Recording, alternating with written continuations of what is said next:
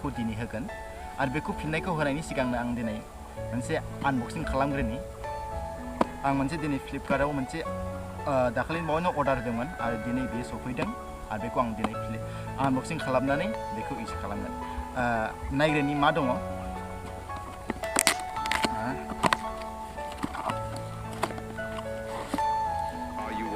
मोनबाय मोनसे बाकस माने बिनि सिङाव दङ बे जाबाय पुष्टि बेखौ नांथ'वा बेयाव दङ माइक बेनो जाबाय माइक बयानि मोनसे माइक बेखौ आं इउज खालामगोन बेखौ इउज खालामनानै दिनैनि बे भिडिअखौ बानायगोन आं दायो बयानि मोनसे माइक इउज खालामबाय दङ खिन्थु बेयो ब्लगिंनि थाखायसो दिनैनि बेखौ बेयाव गस्लायाव होनानै बेखौ कानेक्ट खालामनानै मोजां भइस जाहाथे फैगोन बेखौ मिजिंथिनानै आं दिनै बेखौ अर्डार होदों आरो नोंथांमोनाबो मोजां क्लियारै भइस मोनगोन आं बेखौ आसा खालामो दानिया आं बेखौ कानेक्ट खालामग्रोनोसै आं दायो बेखौ कानेक्ट खालामबाय बेखौ कानेक्ट खालामनानै दायो आङो बेवहाय खेथाबनोसै आं बेखौ इउज खालामोमोन बे जाबाय बयानि माइक बेबो बया कम्पानिनो बेबो बया कम्पानिनो खिन्थु बेखौ ब्लगिंआव इउज खालामो जियानो जायाथों मानो निस्सय भइसखौ एसे क्लियारै खोनादों जानांगौ दानिया फैदो आङो दानिया सोंथिनि दाखालि जेनि सोंथि बे सोंथिनि फिननायखौ आङो दिनै होनोसै गोबां कमेन्ट फैयाखै बेवहाय बारा गैया एसेल' दङ बेनि सोंथिफोरखौ आं दिनै फरायनानै फिननायखौ होनोसै फार्स्टआव सोंदोंमोन हिप हप डेन्स के बिथाङा सोंदों मोनसे सोंबाय आं ब्रादार नोंनाव कपिराइट दं बे कपिराइटआ रिमुभ जाबा मनेटाइज जागोन ना जाया नाय फंबाय ब्रादार मोननै थायो कपिराइट क्लेम आरो कपिराइट स्ट्राइक बे मोननै थायो आरो कपिराइट क्लेमा गुबुन आरो कपिराइट स्ट्राइकआ गुबुन कपिराइट स्ट्राइकआ जेब्ला फैगोन जेब्ला नोङो गुबुननि भिडिअनि कन्टेन्टफोरखौ डाउनलड खालामनानै जुदि गावनि चेनेलाव होयोब्ला अब्ला बे रियेल अनार जाय आपल'ड खालामदोंमोन रियेल भिडिअ बेनि अनारा नोंनि बे चेनेलखौ स्ट्राइक खालामनो हायो आरो जुदि बेबादि स्ट्राइक थायोब्ला नोंनि चेनेला मनेटाइज जानायनि चान्सेस गैया जायो आरो गुबुन फारसे कपिराइट क्लेम जुदि कपिराइट क्लेमा माब्ला फैयो जेब्ला नोङो बलिउड सं बा टि सिरिजनि संफोरखौ डाउनलड खालामनानै जुदि नों गावनि भिडिअनि बेकग्राउन्ड मिउजिक खालामनानै होयोब्ला अब्ला नोंनियाव कपिराइट क्लेमा फैयो कपिराइट क्लेम थायोब्ला नोंनि चेनेला मनेटाइज जागोन खिन्थु नोंनाव जे मनेटाइज जाखांनायनि उनाव जुदि फैसा जिखिनि आर्न जागोन जिखिनि आरजिगोन बेफोर गासिबो बेसेनाव थांजोबगोन नों मोननाय नङा बेनो निस्सय बुजिबाय गोजोननाय थाबाय ब्रादार कमेन्ट खालामनायनि थाखाय नेक्स्टआव दङ हास्थायगिरि नार्जारि आदा बर'आव मा टाइपनि इउटुब भिडिअ खालामब्ला साक्सेसफुल अर पपुलार जागोन आं नुनो मोनबाय असमियाफ्रा जेरैबायदि दावगालांदों बर' इउटुबारफ्रा खमथार सानै साथामसोनि अनगा बर'नि इउटुबारफ्रा खालि मालायनि सायावल' भिडिअ हगारो आरो नागारबाबो खालि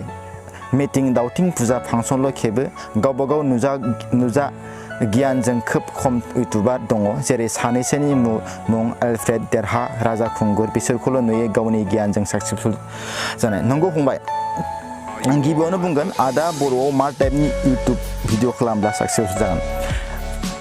एक्सुवेलि जोंनि बर'आव आं गिबियावनो बुंगोन इडुकेसन लाइननि जुदि भिडिअ होयोब्ला जोबोद खम भिउ फैयो माने आं एक्सपिरियेन्स मोननायनि थाखायनो बे खोथाखौ बुंदों माने जोंनि सुबुंफोरा गासिबो गोरों गोजाखा होननानै आं सानो माने गुबुननि जि बोसोन होनाय जि फोरोंनाय बेफोर गासिखौबो माने खोनासङा गावबा गावसो गासिबो गोरों बेनिखायनो गुबुनखौ बुंस्लायस्लाय बा इडुकेसन लाइननि माबा मोनसे बोसोननि माबा मोनसे मटिभेसन लाइननि भिडिअ होस्लायस्लाय माबा मोनसे गावनि रोंगौथिखौ होनाया साबसिन जागोन होननानै सानो मानोना जेरैबायदि दङ नों माने माबेयाव रोंगौथि दङ मोसानायानो जा बा सल' खननायानो जा मेथाइ खननायानो जा बा माबा मोनसे सावगारि आखिनायानो जा बा कमेडि खालामनो रोंनायानो जा बेबादि माबेनि सायाव रोंगौथिया बांसिन दङ बेनि सायाव भिडिअ खालामब्लानो जाबाय अब्लानो साक्सेसफुल जानो हागोन जुदि नोङो साप'ज मेथाइ खननो रोङा खिन्थु मेथाइ खननायनि फारसे जुदि भिडिअ खालामबाय थायोब्ला अब्ला नोंहा साक्सेसफुल जानो हानाय नङा नों जेथिं रोंगौथि दङ बे रोंगौथिनि सायावनो भिडिअ खालामब्लानो जाबाय बेनो जोंनि गेजेराव बर'फोरा गुबुननि कन्टेन्ट खावनानै भिडिअ हगारो बे जाबाय जोंनि गेजेराव गावबा गाव रोंगौथिखौ दिन्थिया बा रोंगौथि गैयाबो होननानै बुंजायो गुबुननि भिडिअखौ खावनानै डाइरेक्टलि गावनि चेनेलाव होयो बे जोबोद दुखुनांथाव खोथा आरो जोंनि गेजेराव गोबां खम बेबायदिनो आलफ्रेड दङ राजा खुंगुर क्रिएटर देहा बिथांमोनाल' दायो मोजां सालायगासिनो होननानै आं सानो आरो गोबां जोंनि कमेडि चेनेलफोर दङ बिथांमोना मोजां सालायगासिनो खिन्थु खायसे दङ ओरैनो गुबुननि भिडिअफोरखौ होनानै साबस्क्राइबार लाबोगासिनो बे जोबोद दुखुनि बाथ्रा स' बेखिनियानो गोजोननाय थाबाय फंबाय कमेन्ट खालामनायनि थाखाय आरो नेक्स्टआव सानदों सानसुमा दैमारि आदा नों अबेनि जाखो अन्नानै खोन्था आरो इउटुबनिफ्राय बेसेबां रां खामायखो खोन्थाहर आङो बाक्सा डिस्ट्रिक्टनि बेन्नाबारि गामिनि दासान्दि आङो रां खामायथ'वाखै जेबानो जाथ'वाखै रां मोननो दासो स्टार्टिं नालाय दासो 4 मान्थ जाबाय मनेटाइज जानायाबो अनलि 2 मान्थल' जाबाय बेनिखायनो रां खामायनो हाथ'वाखै आरो जोंनियाव भिउसाबो बारा फैया नालाय मेक्सिमाम बिदिनो 10K 11K बिदिल' फैयो बांद्राय खामायथ'नो हायाखै उनाव फैसाफोर मोनबा खोन्थाहरगोन फंबाय कमेन्ट खालामनायनि थाखाय गोजोननाय थाबाय फंबाय नेक्स्टआव दङ प्रिटिसन आदा इउटुब चेनेलनि साबस्क्राइबारा 1 इयार जानायनि उनफोरावसो 1K जायोब्ला आरो वाच टाइमा 4K जायोब्ला मनेटाइजेशना इनेबल जानायनि चान्स थायोना थाया नाय फंबाय नोंनि बे मनेटाइजेशननि खोथाया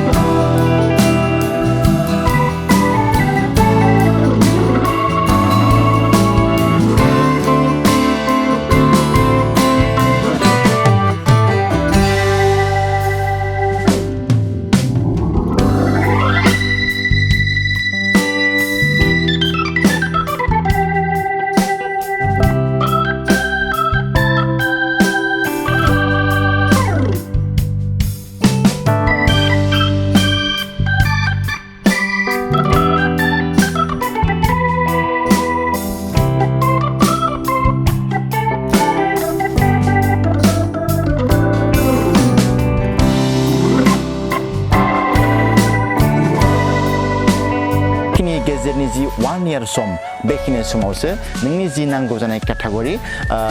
1000 साबस्क्राइबार्स आरो 4000 वाच आवार्सआ कमप्लिट जानांगोन अब्लासो नोंनि चेनेला मनेटाइज जागोन नोंनि जे 1 इयारनि उनाव बे साबस्क्राइबारा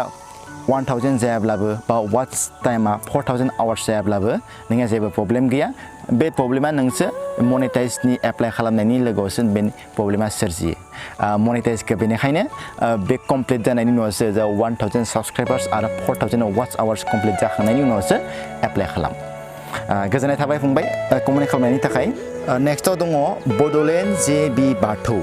आदा नों इउटुब चेनेल खुलिनायनि सिगाङाव इउटुबनि बायदिसिना टेकनिकफोरखौ कर्सफोर लाग्रोदोंमोन नामा नाय फंबाय आं जेबो कर्स लायाखै आं 4 मान्थनि सिगाङावसो माने आं अनलि इउटुब खुलिनाया अनलि 4 मान्थल' जाबाय आरो आं बेनि सिगाङाव इउटुबनि जेबोखौनो मिथियामोन मा साबस्क्राइब माबायदि भिडिअ होयो बेनि सोमोन्दै आं जेबो मिथियामोन आं बांद्राय गोबाव जायाखै चेनेल खुलिनाया अनलि 4 मान्थल' जाबाय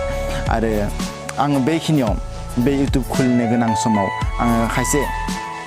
जोंनि आसामनि इउटुबार्सफोर बा इन्डियानि इउटुबार्सफोरनि खायसे टेकनिकफोरखौ आङो फल' खालामदोंमोन आरो बेबादिनो आंनि गोसोआ इउटुबनि फारसे बोलांदोंमोन आरो इउटुबखौ आंबो खुलिनो लुबैग्रा जालांदोंमोन आरो इउटुबाव भिडिअ होनो गोसो जानाय जालांदोंमोन बेबादिनो आङो चेनेलखौ खुलिलांदोंमोन आं जेबो टेकनिक बा जेबो कर्स लायाखै फंबाय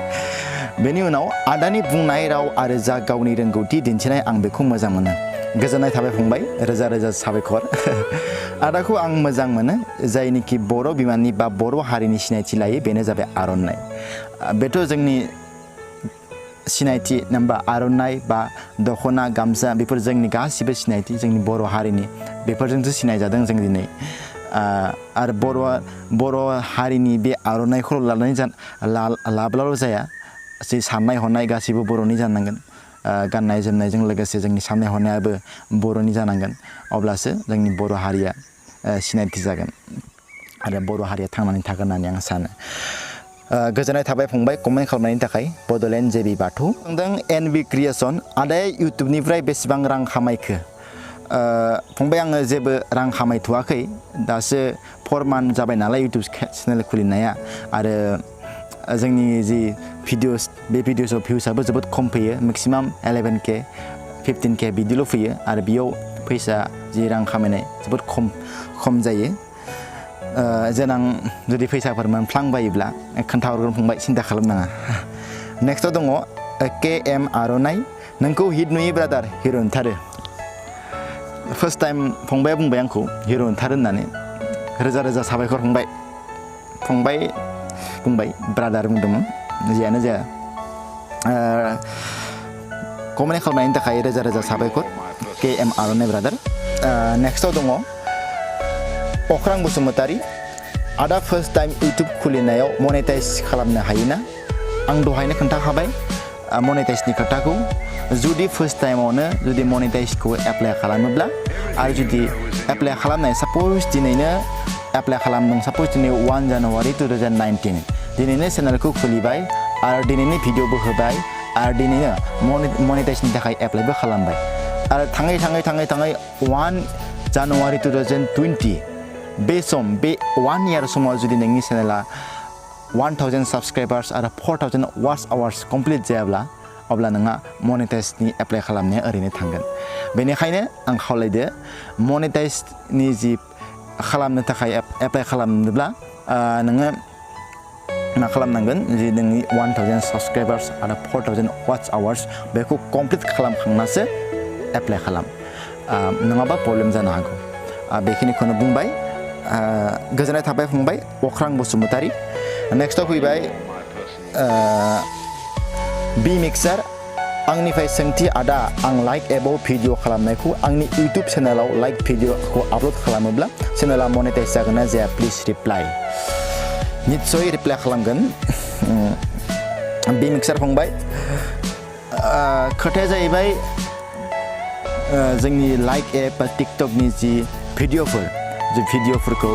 जोंनि गावनि इउटुब चेनेलाव होनो हायो बा गावनि चेनेलाव होनानैबो जों मनेटाइज खालामनो हायो खिन्थु मोनसे अपसन दङ बेवहाय जुदि नोङो गुबुननि भिडिअखौ बा गुबुननि टिकटकनि लाइक भिडिअफोरखौ जुदि गावनि चेनेलाव होयोब्ला माब्लाबा कपिराइट कन्टेन्टबो फैनो हागौ कपिराइट स्ट्राइकबो फैनो हागौ बेनिखायनो नोङो जेसेबां टिकटकनि भिडिअ बा लाइक एपनि भिडिअ खालामब्लाबो नों गावनि निजा अन कन्टेन्ट बानायनानै भिडिअ खालामब्लानो जाबाय अब्लानो निस्सय नोंनि चेनेला मनेटाइज जागोन थ' साबायखर थाबाय फंबाय आंनाव कमेन्ट खालामनायनि थाखाय बि मिक्सार फंबाय नेक्स्टआव दङ आर क्रिएशन आंना दासो 892 साबस्क्राइबार्स खिन्थु चेनेला 1 इयारनि बारलांबाय 12 मान्थ जायोब्ला मायबा प्रब्लेम जायो नामा ब्रादार नाय ब्रादार जोंनिया चेनेला जे मनेटाइजनि जि प्रब्लेम बेयो जोंनि माब्ला चेनेलखौ खुलिदोंमोन बा चेनेलाव माब्ला भिडिअ होदोंमोन बेजों जेबो खोथा गैया नोंनि चेनेला 1 इयारानो बारलांथों अब्ला नोंनि जेबो खोथा गैया खोथाया बेजोंसो नों मनेटाइज एप्लाइ खालामनायनि लोगोआवसो नोंनि खोथाया बियो बे प्रब्लेमा सोरजियो साप'ज नों दिनै 1 जानुवारि 2019 बे दिनैनि बे समनि बे सिगांनि जि सम बै दिनैनिफ्राय लानानै 2019 दिनै 1 जानुवारि 2019 दिनैनिफ्राय लानानै 1 जानुवारि 2018 बेखिनि जि गेजेरनि जि 365 डेज बेखिनि गेजेरनि समाव नोंनि जि केटागरि नांगौ जानाय केटागरि 1000 साबस्क्राइबार्स आरो 4000 वाच आवार्सआ कमप्लिट जाथारनांगोन अब्लासो नोंनि चेनेला मनेटाइज जागोन निस्सय बुजि मोनबाय बे खोथाया मनेटाइजनि लोगोआवसो खोथा मनेटाइजखौ माब्ला एप्लाइ खालामगोन बे समनिफ्राय लानानै सिगांनि जि 365 डेज बेखिनि गेजेराव नोंनि जि चेनेलनि नांगौ जानाय केटागरि बे कमप्लिट जानांगोन अब्ला नोंनि चेनेला मनेटाइज जागोन जेबो खोथा गैया 892 साबस्क्राइबार्स दायो साबस्क्राइबार्स जादों 1 इयार बारलांबाबो जेबो खोथा गैया उनाव लासैनो जुदि 1000 साबस्क्राइबार्स जायोब्ला आरो 4000 वाच आवार्स कमप्लिट जायोब्ला मनेटाइजनि थाखाय एप्लाइ खालामबानो जाबाय निस्सय मनेटाइज जागोन गोजोननाय थाबाय ब्रादार आर क्रिएशन कमेन्ट खालामनायनि थाखाय नेक्स्टआव दङ आदाया हाबा जागोन ना जायाखै माने फंबाय आंखौ बोराय नुथारबाय खोमा नै हाबा जानो सम जाथ'वाखै फंबाय दासो एसे देरफुहांदो हाबा जाबा लिंगोन दे फंबाय सिन्था खालामनाङा गोजोननाय थाबाय फंबाय कमेन्ट खालामनायनि थाखाय सानसुमा दैमारि दा नेक्स्टआव दङ आदा इउटुब चेनेलाव खन्थाइ भिडिअ आरो डायलगफोर आपल'ड खालामनो मोन्थाय दंना गैया आदा अन्नानै फिन हर निस्सय फंबाय खालामनो हायो खन्थाइ रायथाइ जोंनि जे रोंगौथि बेखौ गासैखौबो जों आपल'ड खालामनो हायो गुबुननि भिडिअखौल' डाउनल'ड खालामनानै गावनि चेनेलाव आपल'ड खालामनाङा बेनो जाबाय जोंनि दुखुनांथाव खोथा जेसेबां हायो एसेबां गावनि रोंगौथिखौ दिन्थिनो नाजा खन्थाइ भिडिअ बा डायलग बेफोरखौ होयोब्लाथ' जोबोद मोजां मानोना जोंनि खन्थाइफोरा दायो जों गोबां लिरनाय महरावसो दङ खिन्थु भिडिअनि महराव गैया भिडिअनि गेजेरजों जुदि मेलौदो गारां होनानै देंखो होनानै जुदि खन्थाइ आवरायोब्ला अब्लानो निस्सय मोजां जागोन होननानै आं सानो जोबोद मोजां जागोन फंबाय बेखौ खालामब्ला जे बसुमतारी जे फंबाय गोजोननाय थाबाय कमेन्ट खालामनायनि थाखाय नेक्स्टआव दङ हिमेश नार्जारी आदा नों चेनेल खुलिनाया बेसेबां गोबाव जाखो मा केमेरा इउज खालामो नों आदा आरो नोंना मा जायगाया गामिया आङो 4 मान्थल' जाबाय इउटुब चेनेल खुलिनाया आरो केमेराखौ इउज खालामो केनन 200D DSLR आरो आंना जायगाया बाक्सा डिस्ट्रिक्ट गामि बेन्नाबारि बेखिनियानो दायो दङ सिरेनाव नार्जारी आदा बर'फोरनि गेजेराव मानो अख्राया दाबो खमायनो जोबलांनो रोङाखै बुजिनो रोङाखै मानो मालायनि भिडिअखौ डाउनल'ड खालामना आपल'ड खालामो मानोना जोंनि गेजेराव जोंनि बर'फोरा लाजिनाय आरो गिनाय बेनि थाखायनो भिडिअखौ खालामनो हाया बा रोंगौथि थाब्लाबो गावनि जा अन कन्टेन्ट बानायनो हाया लाजिनाय गिनायनि थाखायनो बेनिखायनो जोंनि बर'फोरा गावथ' बानायनो हायानो गुबुननि भिडिअफोरखौ आपल'ड खालामफिनो मोनसे आरो बाथ्राया मा दाखालि 2019 आव मोनसे इउटुबनि आपडेट जादों बे जाबाय गुबुननि जि आपल'ड जानाय भिडिअ बेखौ जुदि आपल'ड खालामफिनोब्ला बे आपल'ड खालामनाय चेनेला मनेटाइज जानायनि चान्सेस गैया आरो मनेटाइज जाखांब्लाबो बे मनेटाइज जाखानाय चेनेला डिसेबल जाफिननायनि चान्सेस थायो स' बेखिनियानो फंबाय गोजोननाय थाबाय सिरेना नार्जारी कमेन्ट खालामनायनि थाखाय दिनैनि भिडिअआ बेखिनियानो बेबायदिनो आं नेक्स्टआव मोनसे कमेन्ट खालामनायनि मोनसे स्टेटास होबावगोन बा कमिउनिटि टेब होबावगोन नोंथांमोना जुदि माबाफोर सोंनो गोसो दंब्ला सोंजागोन बेखिनियानो दिनैनि भिडिअआ दा भिडिअखौ मोजां मोनोब्ला लाइक खालाम लोगोसे नोंथां आंनि चेनेलाव गोदानब्ला चेनेलखौ साबस्क्राइब खालाम गोजोन्थों जय बर'